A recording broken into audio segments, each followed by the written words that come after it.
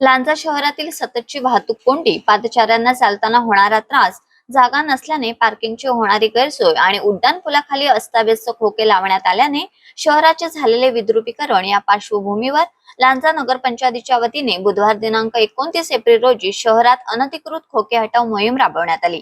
नगरपंचायतीच्या कर निर्धारक व प्रशासकीय अधिकारी गीतांजली नाईक यांच्या मार्गदर्शनाखाली कर्मचारी संतोष आगरे, संजय गुरव, रवींद्र कांबळे तसेच अन्य सफाई कर्मचारी यांच्या वतीने ही मोहीम राबवण्यात आली। या मोहिमेदरम्यान शहरातील उड्डाणपुलाखालील अस्ताव्यस्त लावण्यात आलेले बंद अवस्थेतील खोके हटवण्यात आले। या खोकेधारकांना यापूर्वी नोटीस देऊनही त्यांच्याकडून कोणतीच कार्यवाही झाली नसल्याने ही कारवाई करण्यात आली। तसेच अस्ताव्यस्त चालू अवस्थेतील खोकेधारकांना एका सरळ रेषेत खोके लावण्याच्या सूचना यावेळी करण्यात आल्या। दरम्यान नगरपंचायतीच्या या धडक कारवाईमुळे शहराला आलेले विद्रुपीकरण कमी होण्यास मदत होणार असल्याने नागरिकांकडून नगरपंचायतीच्या या निर्णयाचे स्वागत करण्यात येत आहे।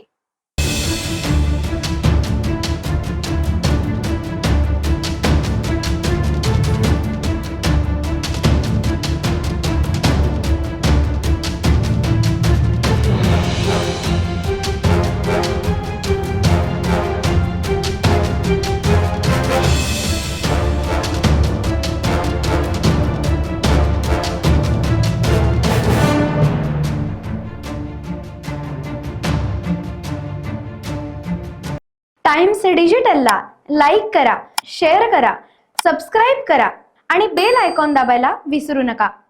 Times digital.